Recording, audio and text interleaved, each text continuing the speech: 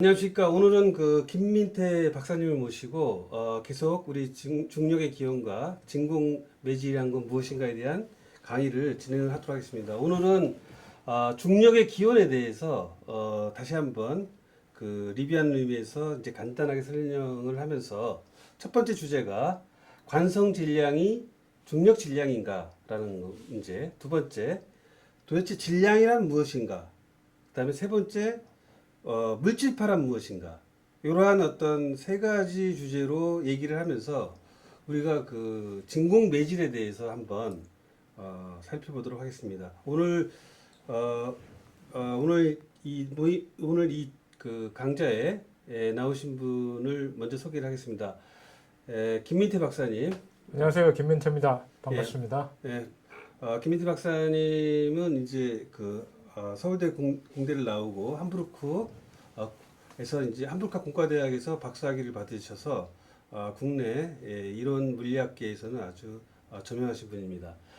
그리고 이제 여기 같이 패널로 나오신 우리 그 김태곤 선생님은 30년 동안 이 서라벌 고등학교에서 물리를 가르치신 예, 선생님인데 본인 소개 간단하게 하시죠. 예, 저는 뭐 물리를 공부를 했고 또 대학원에서도 또 계속했었고요. 그 이 역학, 특히 양자역학이라든지 이 물리 이런 부분에 이번에 김민태 박사님께서 우리가 지금까지 조금 궁금해하던 거 아니면 조금 새로운 물리학이라고 할까요? 그러한 부분에서 이번에 책을 한 3권을 내고 진공이 무엇이냐라든지 그런 문제에 상당히 관심이 딱 가는 부분이었습니다. 그래서 이번에 패널로 참가하게 되었고 같이 한번 이야기를 나누는 우리 물리 이 주제에 대해서 서로 이야기를 나눠서 저도 좋은 기회를 가진 것 같습니다. 예, 감사합니다. 고맙습니다. 예, 오늘 그 사회를 맡은 저는 그 열린뉴스 김상민 대표 기자라고 하고요. 우리 저 김민태 박사하고는 서울대학교에서 같은 7학번으로 우리 지금 윤석열 전 검찰총장하고 동기입니다. 그렇습니까? 그래서 그 우리 저는 이제 자연과학을 공부했고 이제 과학사를 이제 공부했는데 여기 물론 전공은 저는 이제 컴퓨터 사이언스 쪽이 되고 근데 우리 김민태 박사님하고는 같은 동기로서 저는 이제 그 물리학을 그 이후로 공부한 적이 없기 때문에 그야말로 고등학교 수준에서 저는 이 고등학교 그것도 이제 한 30년 전에 공부했던 그 지식으로 오늘 사회 겸 패널에 참가하도록 하겠습니다. 그런데 너무 잘하는 것 같아요. 그렇지 않습니다. 네, 저는 뭐 학생들을 예. 이 물리를 가르치기는 했지만 예. 고등학교 정도의 수준이거든요. 예. 그런데 그러한 것은 이제 좀 전반적인 문제들이죠. 중력이라든지 또 뭐 역학이라든지 이런 여러 가지 기본적인 것들을 가르쳤는데 여기에 그 안에서 해결이 안 되는 부분이 좀 있었습니다. 중력이 과연 어떻게 되느냐, 만류력이냐, 중력의 근원이 뭐냐, 이런 부분이 상당히 궁금했는데 김인태 박사님께서 그러한 부분에서 명쾌하게 여러 가지를 갖다가 이 제시를 하고 있는 부분에 대해서 상당히 관심이 있습니다. 오늘 여러분들이 한번 들어보시면은 상당히 이 새로운 학문 아니냐? 이런 식으로도 아마 느낄 수가 있을 것입니다. 예, 기대해 주시기 바랍니다. 예, 안녕하세요. 김민태입니다. 중력의 기원, 제가 첫 번째 책이 중력의 기원과 새로운 우주였는데, 그 책의 핵심되는 부분이 오늘 강좌에 포함되어 있습니다. 그래서 저번에 이전 강좌에서는 진공이 뭐냐 이런 데 대해서 많이 제가 그 자료를 가지고 설명을 드렸는데, 그리고 특히 이 진공의 진공의 철학이라는 책을 보면서 느꼈던 게 보면서 느꼈던 이 문장이 생각이 나더라고요.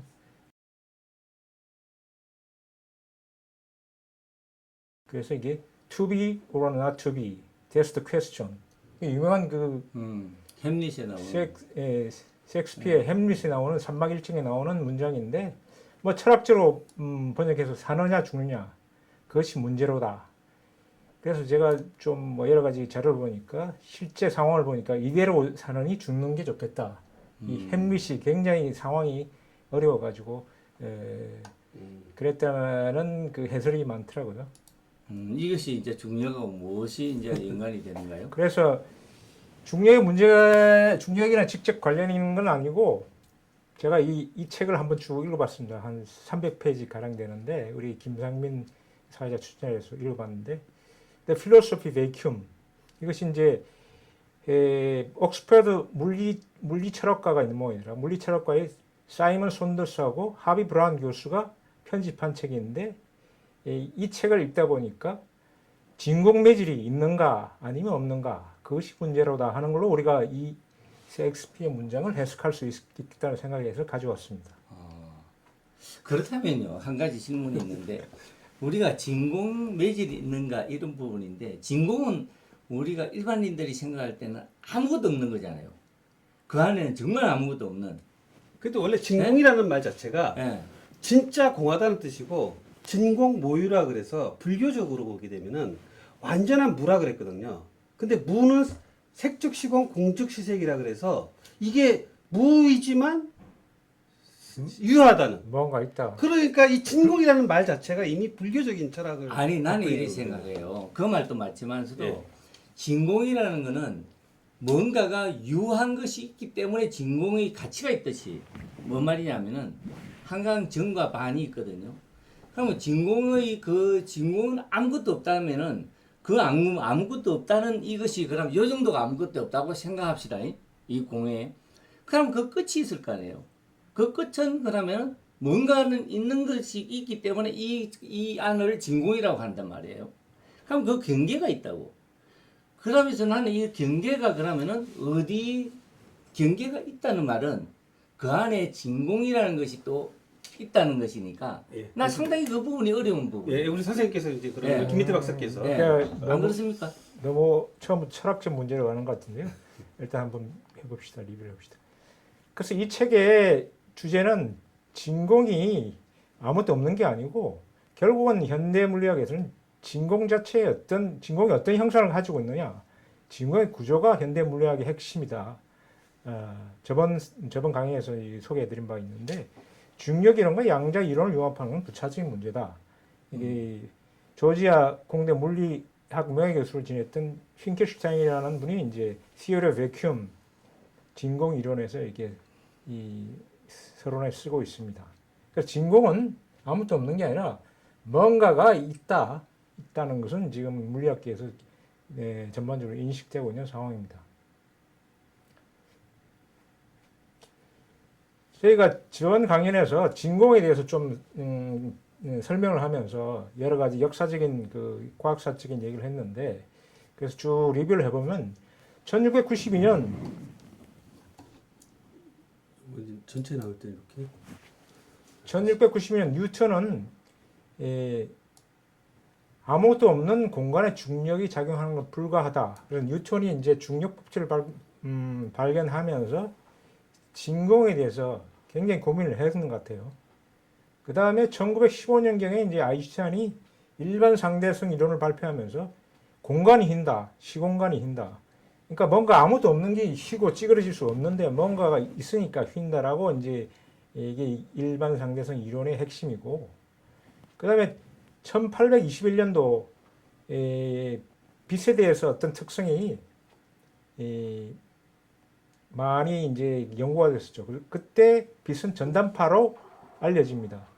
근데 전단파라는 것은 이제 고체에서만 전달되는 파동이거든요. 전단파는 액체에서 전달이 안 되는 그런 파동이 전단파고, 전단파에 반대되는 말이 압력파, 이 압력파입니다. 근데 1887년 마이클슨과 몰리 실험에서 진공에 에테르가 있다고 생각됐는데 유체는 아니다. 유체는 없다. 이런 식으로 이제 실험 결과가 나왔습니다. 그래서 진공이 유체는 아니다. 최소한. 그 다음에 이 1840년도에 그 맥스웰 방정식에서 보면 진공 유전율이 나옵니다. 그러니까 진공은 뭔가 에너지를 저장할 수 있는 매질이다. 뭐 매질이다. 매질이면 물질이랑 비슷한 거죠. 그리고 1968년도에 양자역학에서는 진공의 밀도는 매우 높다. 그걸 이제 플랑크 밀도라고 그러는데 이게 이제 1큐빅센티미터당 10의 94승g으로 엄청나게 높은 밀도를 보여주고 있습니다. 그리고 제가 E = MC 자승을 빛의 속도식으로 바꾸고 그 다음에 고체 내에 전단파, 음파를 비교를 해보니까 이 식이 동일하더라고요. 결국 빛이 진공 내 전파식은 고체 내 음파의 전파식과 완전히 동일한 걸 확인했습니다. 그래서 이런 것을 이제 종합하다 보면은 진공은 고체가 아닐까 이런 상상을 해봅니다. 그래서 여기서 이제 고체라는 가정하에 이 중력의 기원이 뭔가 하는 걸 추론해보는 게 이 강연입니다. 그런데 일반인들이 볼 때는 진공이 고체다 하는 것은 상당히 그거는 받아들이기가 어려운 부분인 것 같아요. 그렇지 않습니까? 아무리 밀도가 상당히 높은데 그 진공 그 안이 그런데 그걸 갖다가 고체다? 이걸 어떻게 설명하실 겁니까? 그래서 이제 고체 속에 이제 나중에 설명하겠지만 질량이라는 것은 고체 속에 있는데 고체 속에 어떤 아주 그 작은 점의 진동이 바로 이 질량이 되고 하는 게 이제 양자역학적인데 쭉 리뷰를 하면서 나중에 질문했던 것을 다시 대답하는 걸로 하겠습니다. 예. 그래서 오늘 주제는 아까 말씀했다시피 진공 매질 패러다임에서의 중력의 기원이 뭐냐. 근데 이 중력의 기원을 따질 때 이거랑 똑같은 말이 관성 질량하고 중력 질량이 같은가 하는 게 이 질문하고 중력의 기원하고 비슷하더라고요. 그래서 결국 질량이 뭐냐 하는 그 가장 근본적인 질문에 도달하게 됩니다. 먼저 아인슈타인의 중력에 대해서 한번 생각을 해보겠습니다. 생각한 것보다 아인슈타인이 중력을 어떻게 생각하냐면 질량이 있으면 시공간이 휘어지기 때문에 중력이 발생한다. 이렇게 하고 있습니다. 이게 아인슈타인의 중력 개념인데 중력은 아인슈타인 입장에서 보면 기본적인 힘이 아니고 그냥 뭐 질량에서 시공간 때문에 발생하는 어떤 부차적인 힘으로 생각하고 있고 이것이 바로 일반 상대성 이론이죠.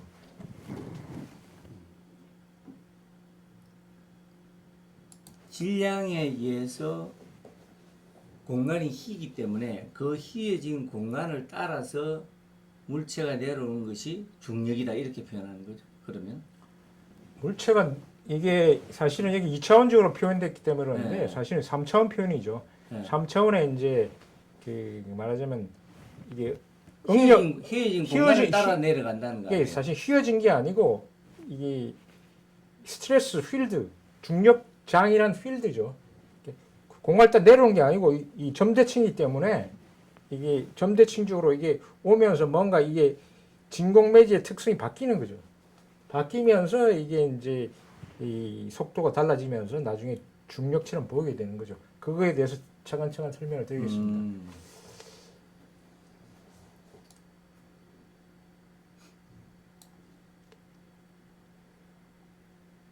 그래서 아인슈타인이 일반 상대성 이론은 사실 현대 우주 표준 이론인 람다 CDM 모델의 하나의 그 근간이 되죠. 그래서 람다란 것은 이게 이제 암흑 에너지고 CDM 뭐냐면 cold dark matter 말하면 이건 암흑 물질입니다. 암흑 에너지와 암흑 물질이 포함된 이론이 우주 표준 이론이죠. 이것이 이제 아인슈타인 일반 상대성 이론을 바탕으로 하고 있습니다. 근데 그러니까 그 암흑 물질하고 우리 얘기하는 진공 매질하고의 어떤 같은 유사성이랄까 같은 내용은 아닐까? 그건 어떻게 생각해요? 제가 나중에 암흑 물질에 대해서 좀 왜 암흑 물질이 아이디어가 생기냐 하는 것은 이제 따로 이제 하겠지만 그거는 이제 진공 매질하고는 좀 유사성이 좀 없는 것 같더라고요.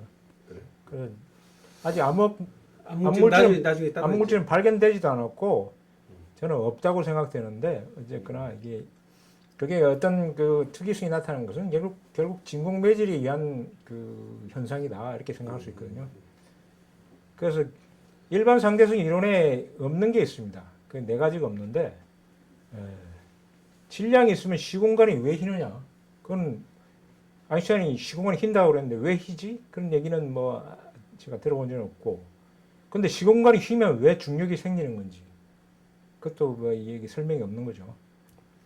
그래서 그리고 일반 상대성 이론의 대전제가 뭐냐? 관성 질량하고 중력 질량이 같다는 겁니다. 이게 왜 같은지 아직 그 뚜렷한 이론도 없습니다. 그리고 근본적으로 질량이 뭔지 알아야지만 이게 이제 이런 것들이 다 해결되어 있는 문제거든요. 그래서 이런 질량이 무엇인가 이건 차근차근 한번 짚어가면서 상황을 보겠습니다. 첫 번째, 질량이 있으면 시공간이 왜 휘는지. 그러니까 이 답을 하려면 질량이 무엇인지 알아야 되거든요. 근데 저는 그건 나중에 알아보기로 하고, 그 다음에 시공간이 휘면 인력이 생기고 청력은 왜 안 생기나? 이 보통 보면 인력을 이렇게 표현하는데 이걸 거꾸로 뒤집어 보면 이게 청력처럼 보이잖아요. 근데 꼭 인력만 생겨요. 왜 인력만 생기나? 하는 게 이제 이게 자연계는 네 가지 힘이 있습니다. 이걸 힘을 상호작용이라고 하는데 첫 번째가 이제 강력이죠. 강력은 양성자나 중성자를 구성하는 코크의 간에 작용하는 힘으로서 전자기력의 137배 강한 힘으로 인력과 청력이 있습니다. 당기는 힘과 미는 힘이 있고, 그 다음에 두 번째가 양력은 핵분열, 핵융합에 관여하는 힘으로 강력의 100만 분의 1 정도. 이것도 역시 인력과 청력이 있고요. 그 다음에 세 번째가 전자기력, 전하를 가진 입자사에 작용하는 힘으로 역시 인력과 청력이 있습니다. 근데 중력은 특이하게도 인력만 있고 청력이 없습니다. 그리고 힘은 굉장히 약한 걸로 강력이 10의 38승분의 1. 굉장히 작은 힘입니다. 그래서 여기서 이제 그 다음에 이 중력이라는 거를 이제 중력 기원을 할 때 아인슈타인의 그 일반 성경 대전제가 관성 질량하고 중력 질량이 같다는 건데 이게 왜 같은지 이걸 한번 따져보겠습니다. 아인슈타인의 일반 상대성 이론의 대전제인데 관성 질량은 뭐냐면 힘이 질량하고 가속도의 곱이다. 여기서 이제 관성 질량은 힘을 가속도로 나누는 관성 질량이 나옵니다. 그리고 중력 질량은 우리가 무게를 달죠. 무게가 질량 곱하기 중력 가속도인데 여기서 이제 중력 질량은 무게를 중력 가속도로 나누면은 이제 이 질량이 나옵니다. 근데 이게 완전히 식이 다른데 이 질량하고 이 질량이 같은지 이런 생각은 옛날부터 많이 사람들이 따져왔습니다. 관성 질량은 뭐냐면 이제 유현진 선수가 이제 공을 던질 때 여기서 세게 던질 수 있고 약하게 던질 수 있고 그 다음에 질량이 큰 걸 세볼을 던질 수 있고 야구공을 던질 수 있는데 그 질량에 따라서 힘이 다르게 느껴질 겁니다. 그래서 질량이 크면 힘을 많이 느낄 테고 질량이 작으면 적게 느낄 테입니다. 근데 이 사람은 이제 투수는 손에서 느끼는 느낌이지만 이게 실제로 정량하기 위해서는 이와 같은 어떤 장치에서 힘을 세팅하고 여기서 가속도를 측정해서 질량을 구하면은 이게 쇠볼인지 야구공인지 이런 걸 확인할 수 있겠죠. 이때가 이제 관성 질량이고. 그 다음에 중력 질량은 아주 심플하죠. 우리가 저울에서 몸무게를 달면은 저희 몸무게가 나오는데 몸무게에서 이제 중력 가속도를 나누면은 질량이 나옵니다. 근데 이 계기판에 나오는 숫자가 바로 이제 우리의 이제 몸의 질량이 되는 거죠. 아주 심플하게 측정할 수 있습니다. 근데 관성 질량하고 중력 질량이 진짜로 같은지 굉장히 오래전부터 관심이 많았습니다. 그래서 실험적으로 검증을 했는데 맨 먼저 이에 대해서 좀 관심을 많이 가졌던 사람이 이제 갈릴레오인데 갈릴레오는 이와 같은 시계추, 본래 이 오리지널 시계추고 원리는 시계추 하나에다가 이걸 흔들면서 이게 가속이 되고 뭐 감속이 되고 그 다음에 아래로 당기는 이 중력이 있고 그래서 이 시계추를 통해서 1590년경에 이제 중력 질량과 관성 질량이 얼마나 차이 있냐 이걸 했는데 약 2% 정도 차이가 있다. 차이 이내다. 이렇게 했고 뉴턴도 시계추를 이용해서 1686년경에 해보니까 0.1% 차이다. 그 이내다. 이런 식으로 밝히고 있죠. 제가 이걸 처음에 갈릴레이인지 갈릴레오인지 헷갈려가지고 쭉 알아보니까 갈릴레오가 이름이더라고요. 그래서 이 쭉 보니까 이태리 유명한 사람들은 다 성이 아니고 이름을 땄대요. 그러니까 갈릴레오, 레오나르도 다빈치, 미켈란젤로, 라파엘로, 단테 이것들이 다 서양에서는 보통 성으로 하는데 이거 전부 다 이름이더라고요. 그래서 갈릴레오도 지금 서양식으로 하면 갈릴레인데 전부 다 갈릴레오로 알려있대요. 이건 뭐 여담이고. 그 다음에 좀 더 아주 정밀하게 잴 수 있는 그 추가 웨트베스 비틀림 추입니다. 이 웨트베스라는 사람은 이게 헝가리 물리학자로서 갈릴레오하고 뉴턴이 추를 하나를 사용했다면 이 사람은 두 개를 사용했죠.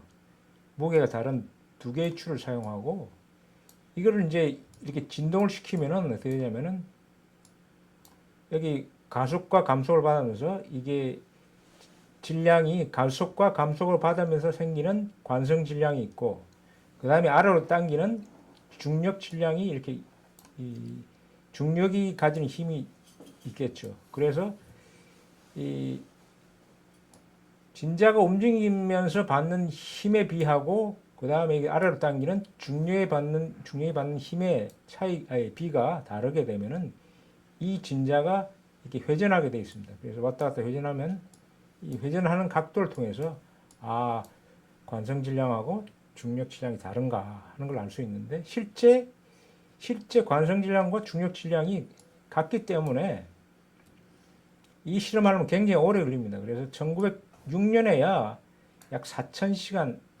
이상 실험해가지고 결과를 발표했는데 오차는 10의 -8승 이하. 그 가장 최근은 2008년도에 10의 -14승 정도의 오차가 있다. 그 오차 이내다. 이런 식으로 알려지고 있더라고요. 그리고 최근에는 이제 관성 질량하고 중력 질량 측정하기 위해서 이제 우주로 이제 위성을 날려보내서 측정을 하더라고요. 그래서 이게 이제 프랑스의 그 위성인데 이게 프랑스 쓰여 있습니다. 그러니까 한글로 표현하면 등가 원리 관찰을 위한 보상 항력 마이크로 위성. 이걸 이제 약자로 치면 마이크로스코프로 이렇게 약자로 칭해집니다. 여기서 측정한 값이 10의 -15승 이하다. 10의 -15승 이하다. 이런 식으로 알려지고 있습니다. 근데 아무리 측정을 정밀하게 해도 이 차이는 감성 질량과 중력 질량의 차이는 없는 걸로 알려지고 있습니다. 그래서 그렇지만 관성 질량과 중력 질량의 같다는 이론은 검증이 안 되고 있죠. 이런 이론이 없습니다.